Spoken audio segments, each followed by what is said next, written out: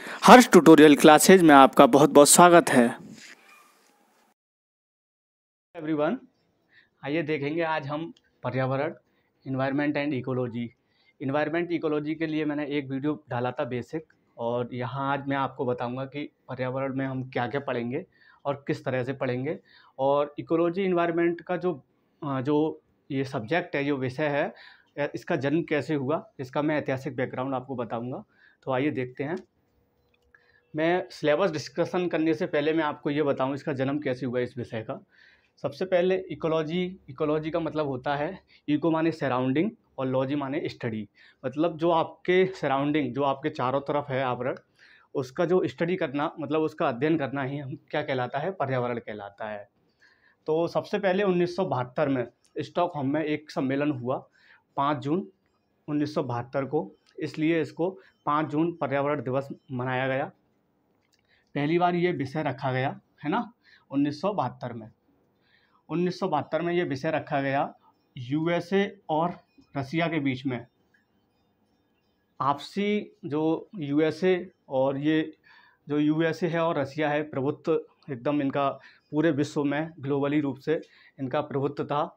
USA का सबसे ज़्यादा था और यूएसए में और रसिया में विवाद होता रहता था, लेकिन यहाँ विवाद नहीं हुआ यूएसए में और रशिया में इस विषय को लेके। किस विषय को?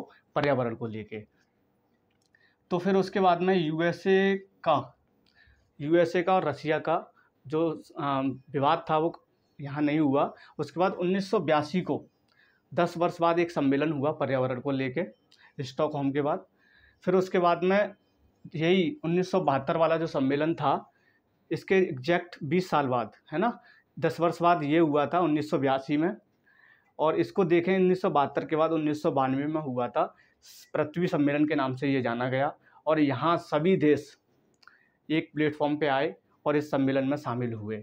सम्मेलन में शामिल होने के साथ साथ देखा, इससे यूएसए ने अच्छी तरीके से परिभाषित किया, अन्य जो भी देश थे उन्होंने भी अपनी बात रखी पर्यावरण को लेके। और मूल अवधारणा से, जो पर्यावरण है उसकी मूलभूत अवधारणा से, कंसेप्ट से सबको वाकिफ़ कराया और रखवाया वहाँ पर उस सम्मेलन में। और सभी देश इसमें शामिल हुए थे।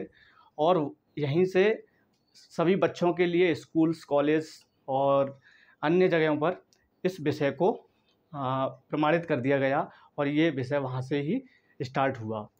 तो आप देख रहे होंगे सभी स्कूल कॉलेजेस में बच्चों के लिए, हर किसी के लिए पर्यावरण इतना महत्वपूर्ण हो गया है और एक विषय के रूप में ये उभर कर आया।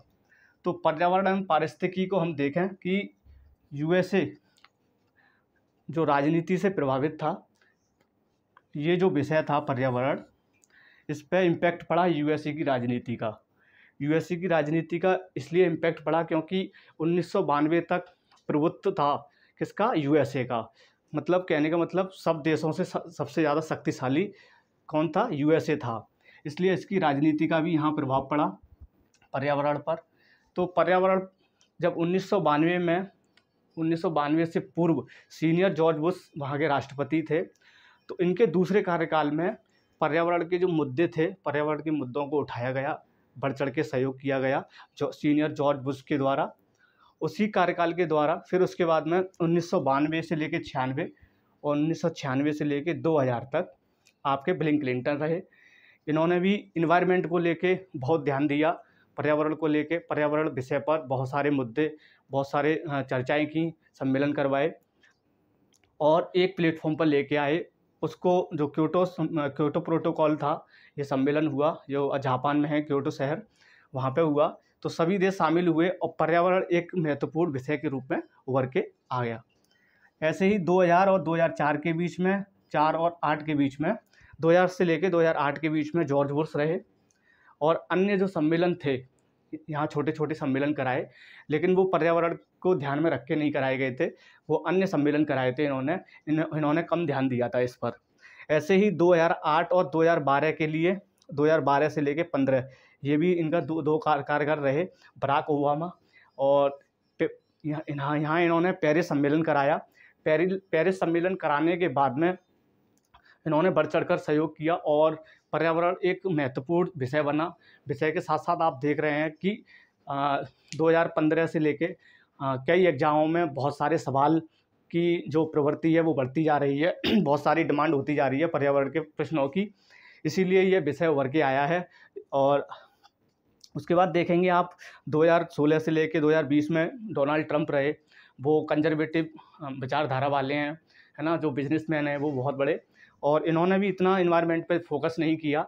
लेकिन अब ये नए 2021 में जॉर्ज बाइडन आए हैं, जॉर्ज बाइडन, और इनको इनकी जो पॉलिसी है, नीति है पर्यावरण को लेके क्या होती है, उसके बाद देखते हैं।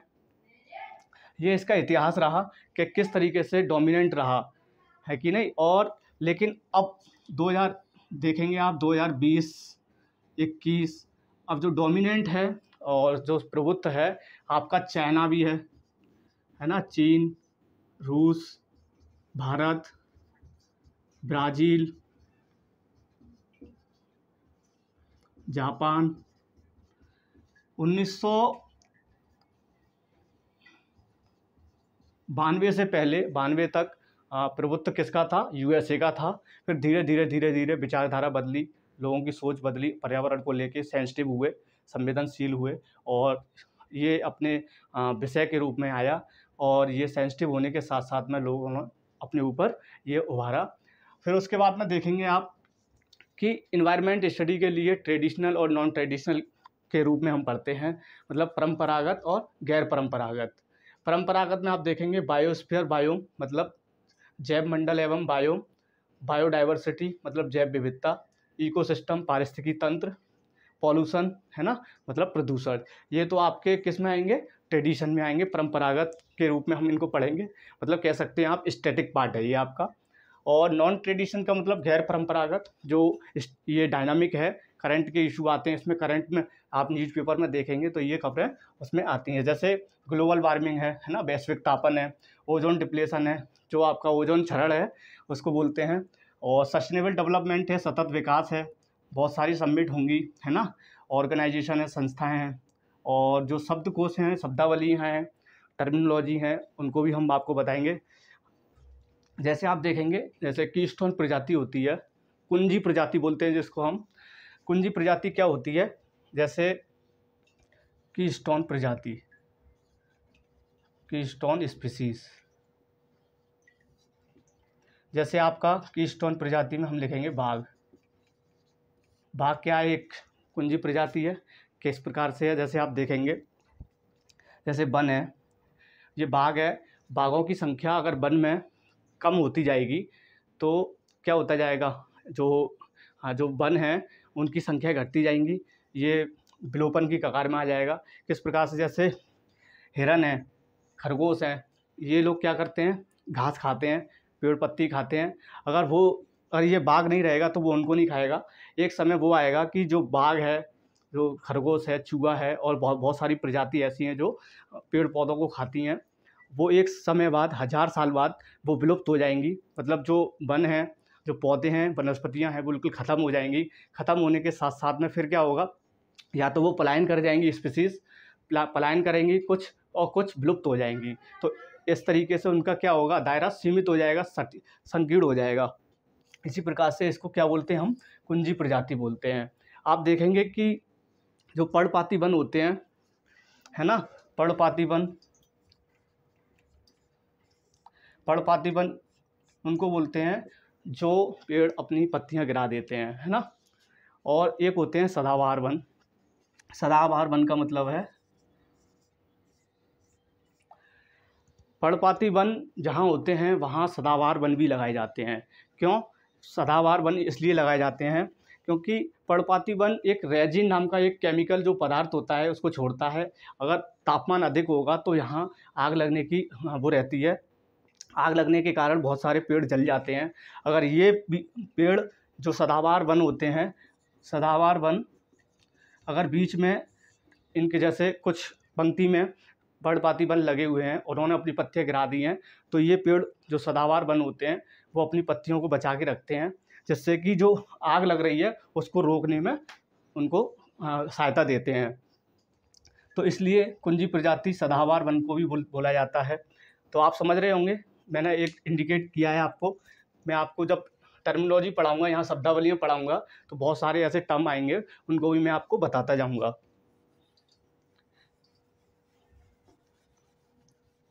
अब देखेंगे आपकी इन्वायरमेंट स्टडी के लिए, जैसे हमने देखा जे बेसिक पार्टिकल है, फिर एटम है ना, परमाणु है मतलब मूलभूत कण है, परमाणु है, मॉलिक्यूल का मतलब अणु है, कंपाउंड मतलब यौगिक है, प्रोटीन और डीएनए है, ये सब मिलके रसायन विज्ञान,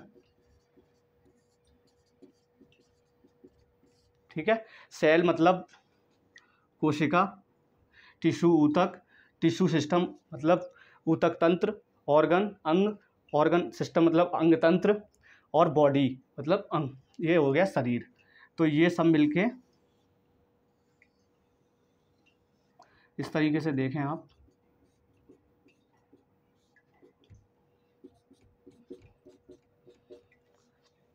तो ये क्या है, अपनी जीव विज्ञान है। फिर उसके बाद देखेंगे आप बॉडी है, बॉडी के बाद शरीर, शरीर बनने के बाद में जब धीरे धीरे लोगों का विकास होता है तो क्या होता है, पॉपुलेशन होती है, पॉपुलेशन के बाद कम्युनिटी तैयार होती है, कम्युनिटी के बाद इकोसिस्टम तैयार होता है, इकोसिस्टम तैयार होने के बाद बायोम तैयार होता है, बायोम तैयार होने के बाद बायोस्फीयर, ठीक है ना, ये तैयार होता है। जब ये तैयार होने के बाद में फिर उसके बाद में क्या होता है, बायोस्फीयर तैयार होने के बाद में, जैसे आपका पृथ्वी एक ग्रह है, ग्रह के बाद में आप देखेंगे सोलर सिस्टम है, सोलर सिस्टम में गैलेक्सी है मतलब ब्रह्मांड, आकाशगंगा है, आकाशगंगा के बाद ब्रह्मांड।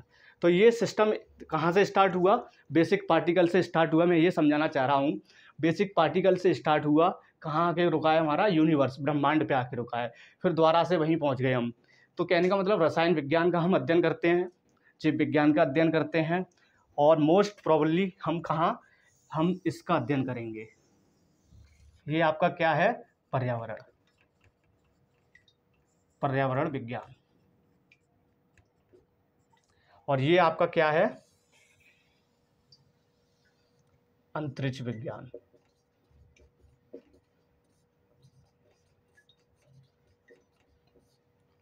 तो हम आपने साइंस का भी आप अध्ययन करते रहना है ना, बायोलॉजी का इसके थोड़े थोड़े टर्म्स इसमें यूज होंगे, और केमिस्ट्री को आप भली भांति आप जानते हैं, 10th-12th में आप पढ़ चुके हैं है ना, कुछ 10th-12th की ये भी आपको पता होगी, 10th में ये बायोलॉजी भी थी। और हम जो पढ़ेंगे वो जो आपका पर्यावरण विज्ञान है, इसको लेके हम स्टडी करेंगे, आगे नेक्स्ट वीडियो में आएंगे हम अच्छे से, ठीक है। धन्यवाद।